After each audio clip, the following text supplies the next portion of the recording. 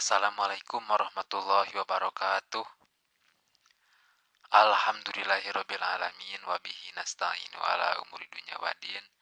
Wassallallahu ala sayyidina Muhammad wa ala alihi wa sahbihi ajmain amma ba'du. Wilujeng tepang deui sahabat-sahabat sadayana. Mangga urang sami-sami neraskeun hanca. Dina ieu waktos bade neraskeun kitab Ihya Ulumuddin. Boh bilih mah sahabat-sahabat sadayana anu kalangkung tiasa ditinggalan deui nya video-video simabdi anu kapengker tingawitan Ihya Ulumuddin mukadimah hiji juga seterusna. Hatur nuhun kanu parantos subscribe. Jazakumullahu khairan katsiran. Tong hilap di share. Boh bilih mah aya pertarosan diantos komenanana tiasa komen. Mangga urang sami-sami kawitan siapkeun kitabna pulpena. Mudah-mudahan aya manfaatna kanggo urang sadayana. Mangga Al-Fatihah. A'udzubillahi minasyaitonirrajim. Bismillahirrahmanirrahim. Alhamdulillahirabbil alamin arrahmanir rahim maliki yaumiddin. Iyyaka na'budu wa iyyaka nasta'in. Ihdinas siratal mustaqim. Siratal ladzina an'amta 'alaihim ghairil maghdubi 'alaihim waladdallin. Amin. Wassallallahu ala sayyidina Muhammad wa alihi washabihi wasallam. Bismillahirrahmanirrahim. Waruwiya jeung diriwayatkeun sapa anna Sufyan Sauriya sararasna Sufyan Sauri ahli tasawuf tabi'in. Rahimahu muga-muga mika asih ka ieu Sufyan Sauri sapa Gusti Allah. Iku qadima sumping ya Sufyan Sauri askolana ka negara Askolan. Pamakasa mangkat tuluy calik ya Sufyan Sauri itu di negara Askolan. Layas aluhu bari henteu aya anu naroskeun ka ieu Sufyan Sauri sapa insanun hiji manusia oge hiji insan oge. Pakola mangkat tuluy nyarios ieu Sufyan Sauri. Akiru sok marakelan aranjeun kabeh li ka kami li ahruja kana supaya yen tak kaluar kami min hadal baladi ti ieu negara Askolan. Ada ari ieu negara Askolan baladun eta negara yamutu anu maot bihi dina ieu balad opo al ilmu. Maksudna Sufyan Sauri calik di negara Askolan teu aya jalmi anu nyukur ilmu, teu aya nu naroskeun ka anjeunna dina masalah ilmu, mangka nuduhkeun bahwa negara eta teh maot ilmuna. Maot dina eta negara ilmu. Tak saur Sufyan Sauri, sok marakelan aranya kabeh ka kami rek kaluar ti negara. Wa inna maqala jeung anging pastina nyarios ieu Sufyan Sauri. Dalika kana itu cariosan akiru jeung saterasna. Hirson karena kasengserem ala padilati talimi kana kaunggulan ngawuruk kana padilah ngawuruk ilmu. Taran cicing dina negara Askolan teu ngawuruk atuh da teh jamin nyukur ilmu. Tak teu betah Sufyan Sauri dinya teh. Tak kahoyongna mah nya aya nu naroskeun teu ti ahli Askolan kana ilmu. Ku ayana cariosan akiru teh eta Sufyan Sauri kabakat ku kasengserem kana hoyong ngengingkeun padilah ngawuruk. Wasti buka ilmi jeung kana kasengserem kana supaya tetap ilmu bihi di itu balad Askolan itu negara. Wa qala jeung adawu sapa ataun sa'ato radhiyallahu anhu saur sa'ato dakhaltu asub kami ala Sa'id ibnil Musayyabi ka Sa'id anu janten putra pamagetna Musayyab. Wa huwa bari ieu Sa'id yabki eta nuju nangis ieu Sa'id bin Musayyab teh. Pakultu mangka nyarios abdi saur Atok. Ma utawi opo? Ma ari naon? Yubki ka anu matak ngajadikeun nangis, ieu ma ka anjeun kasarira Said. Qala mangka nyarios ieu Said jawab istifham. Saur Said, laesan teu aya ahadun sapa ahadun hiji jalma oge. Yas'aluni anu nanyakeun ieu ahad ka kami an sain tina masalah perkara ilmu. Ieu mah Said bin Musayyab ku ayana teu aya anu naroskeun hiji jalma oge tina masalah ilmu, maksudna teu aya anu belajar ngaji, tapi kanangisnya. Ku ayana naon? Teu ngengingkeun padilah taklim teh. Wa qala jeung ngadawuh sapa baduhum sawareh ieu ulama kabeh cek baduhum al ulama'u ari pirang-pirang ulama sirajul azminati eta pirang-pirang lampuna dina pirang-pirang zamana. Kulu wahidin ari saban-saban sahiji ti itu ulama misbahun eta jadi lampu. Misbahu zamanihi eta jadi lampu dina zamana itu kulu wahid. Idopat bimanapi. Yastadiu anu jadi caang. Yastadiu anu bakal jadi caang bihiku itu kulu wahid. Sopo ahlu asrihi ahli zamana itu kulu wahid. Maksudna ulama teh jadi cacaang kana ahli zamana. Wa qala jeung ngadawuh sapa Hasanu Hasan Basri rahimahu muga-muga mika asih ka ieu Sayyid Hasan sapa Allah Gusti Allah.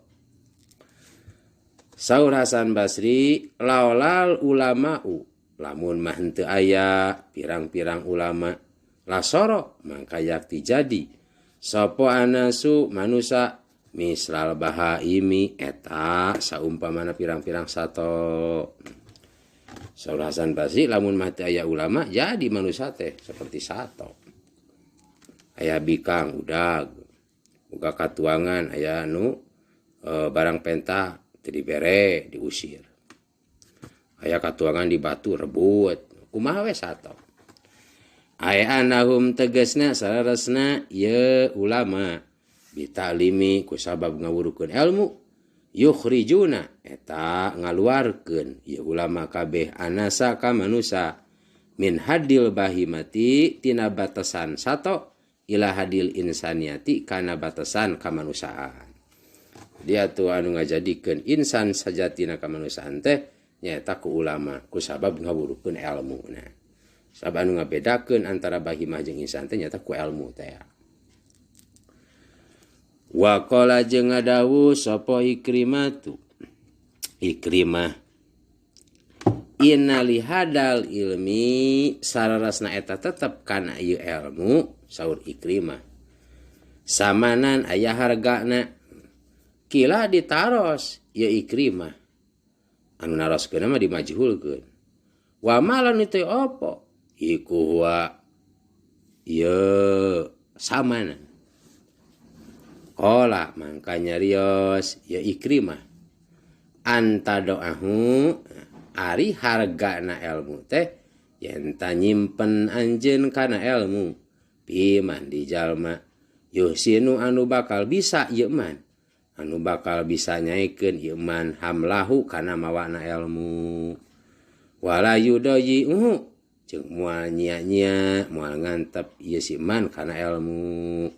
Maksudna saur Ikrimah ilmu teh aya hargana nyata hargana ilmu teh kudu bisa nyimpen eta ilmu dijami anu bakal bisa mawa anu bakal bisa ngamangpaatkeunana maksud. Wa qala jeung ngadawuh sapa Yahya bin Muad saur Yahya bin Muad al ulama'u ari pirang-pirang ulama arhamu eta langkung mikanyaah arhamu eta nu leuwih mikanyaah ulama teh bi ummati Muhammadin sallallahu alaihi wasallam ka umatna Kangjeng Nabi Muhammad sallallahu alaihi wasallam min abaihim tinimang pirang-pirang bapana ya umat wa ummahatihim jeung tinimang pirang-pirang biangna ya umat. Jadi saur Yahya bin Muad ulama leuwih mikanya ka umat Kang salam tinimang mikanya bapana jeung inungna. Wakila ditaros ieu Yahya bin Mu'ad. Wa kaepalat iku apa? Dalika utawi mongkono itu wal ulama'u arhamu bi umati Muhammadin sallallahu min abaihim wa umatihim. Ditaros Yahya bin Mu'ad jeung eta kumaha tingkahna. Hari itu ulama teh leuwih mikanya ka umat Nabi Muhammad tinimang bapana jeung ibuna. Qala mangka nyarios ieu Yahya bin Mu'ad li ana abaahum kana sarasna pirang-pirang bapana ieu umat wa umahatihim jeung karena sarasna pirang-pirang ibiangna ieu umat iku yahpadunahum ngajaga ieu aba jeung umahat ka ieu umat minari dunya tina seuneu dunya wahum jeung ari ulama kabeh iku yahpadunahum ngajaga ieu ulama kabeh ka ieu umat nyata ka budak-budak aba jeung umahat teh iku yahpadunahum ngajaga ieu ulama ka umat minaril akhirah tina seuneu akhirat. Pangna ulama leuwih mikanya ka umat tinimang bapa-bapana ulantaran bapa jeung inungna mah ngajaga tina seuneu dunya. Ari ulama mah ngajaga tina seuneu neraka. Nu maksudna ngurus rohaniuna ulama, ari bapa jeung ibuna mah galibna sok ngurus jasadna. Keselamatan dunia. Sedangkan keselamatan akhirat, wah, lebih utama tinimang keselamatan dunianya. Sampai dunia mah pan aya tungtungna, gitu aya tungtungna kumaot. Aya haram akhirat mah makakenan kumaha. Wakila jeung ditaroskeun opo? Wakila jeung dicarioskeun opo? Wakila jeung dicarioskeun opo awalul ilmi ari mimiti ilmu iku asumtu jempe. Mimiti ilmu teh jempe. Urang keur ngaji nyupri ilmu jempe repeh. Sumal istima'u mangka tuluy ngupingkeun. Jempe tuluy urang ngaregepkeun. Teh mimiti ilmu. Sumal hibdu mangka tuluy ngajaga, jaga urang ingat-ingat. Tah geus dijaga apa diingat-ingat. Sumal amalu mangka tuluy ngamalkeun ilmu. Tages ngamalkeun sumanasruhu mangka tuluy ngagelarkeun ilmu. Bisa mangpaatkeun diri ku ngagelarkeunana ngamangpaatkeun kanu sanes. Ngan mimiti ilmu nyata jempe teh repeh. Wakila jeung dicarioskeun opo alim lapad alim jeung saterasna. Hartosna alim ngawurukeun anjeun. Ilmaka kana ilmu anjeun. Man kajalma yajhalu anu bodo ieu man wa ta'alam jeung ngaji anjeun miman ti jalma ya'lamu anu uninga ieu man ma kana perkara tajhalu anu bodo anjeun kana ieu ma sok sapalikil sok anjeun ngawurukeun kana ilmu anu anjeun geus nyaho ka jalma anu bodo jeung anjeun belajar ti jalmi anu uninga kana bodo anjeun. Ti jalmi anu uninga kana perkara anu anjeun bodoh kana ieu perkara. Maksudna ieu cekil kudu daek ngaji jeung kudu daek ngawurukeun. Paanta mangkari anjeun ida paata di mana midamel anjeun dalika kana itu taklim ngawurukeun jeung ta'alum ngaji. Alim ta mangka bakal uninga anjeun ma kana perkara jahil ta atau jahul ta anu bodoh anjeun kana ieu mah jahil ta anu bodoh anjeun kana ieu mah sabab ku ngaji uninga kanu urang teu apal wa hafidda jeung bisa ngajaga anjeun mah kana perkara alim ta anu geus uninga anjeun kana ieu mah anu geus uninga dijaga ku diwurukeun nu bodoh anu teu uninga nu can uninga bisa uninga ku ngaji. Waqala jeung ngadawuh sapa Mu'ad bin Jabal. Mu'ad bin Jabal. Saur Mu'ad bin Jabal pitalimi ari itu alim ta majahil ta wa hafidzum alim ta teh pitalimi dina ngawurukeun eta ngajaga ilmu wa ta'alumi jeung ku ngaji nyata nyaho kana perkara anu teu nyaho ku ngaji. Wa ra'aituhu jeung boga pendapat kami saur Imam Ghazali kana itu kaul Mu'ad, kana itu kaul Mu'ad bin Jabal atanapi kana kieu alim teh aidan deui marfu'an kana hadis marfu. Kalau saya Ghazali boga pendapat bahwa eta teh hadis marfu. Ta'alamu kudu ngaji aranjeun kabeh. Al ilma kana ilmu fa inna ta'alumahu kulantaran ieu nya hadisnya ieu ka eusina kaul Mu'ad bin Jabal. Ieu kaul Mu'ad bin Jabal teh nyaeta hadis marfu teh nyata ieu. Dina masalah ngawurukeun jeung ngaji. Ta'alamu kudu ngaji aranjeun kabeh al ilma kana ilmu fa inna ta'alumahu kulantaran saresna ngaji na kana ilmu belajar na kana ilmu lillahi karena Allah iku khasiatun jadi kasieun ku Allah ngaji na kana ilmu urang jadi kadali jadi kasieun wa talabuhu jeung ari nyuprihna kana ilmu iku ibadatun jadi ibadah wa mudarasatuhu jeung ari ngadaresna kana ilmu tasbihun eta maca tasbih wal bahsu jeung ari ngabahas wal bahsu jeung ari nerangkeun ngabahas anhu tina ilmu iku jihadun jihad wa ta'limuhu jeung ari ngawurukeun ilmu man kajalma layak lamuhu anu encan uninga isiman kana ilmu iku sedekahun sedekah wa badluhu jeung ari masrahkeun ilmu li ahlihi ka ahlina ilmu iku qorobatun atawa kurbatun jadi gawe taqarrub kal tanapi jadi karabat masrahkeun ilmu ka ahlina jadi karabat jadi dulur loba dulur nyata korup ka Gusti Allah wa huwa jeung ari ieu ilmu al anisu eta anu jadi ngabetahkeun fil wahdati dina waktu sorangan urang waktu sorangan ai urang apal mah kana ilmu pan dideres we pan betah je ulama mah pan resep kana ilmu urang ngabahas nyalira ge mudakarah kana ilmu jadi anu ngabetahkeun wa sahibu jeung ari ilmu eta jadi rencang fil halwati dina waktu sepi keur sepi jadi rencang urang ku ngadaras teh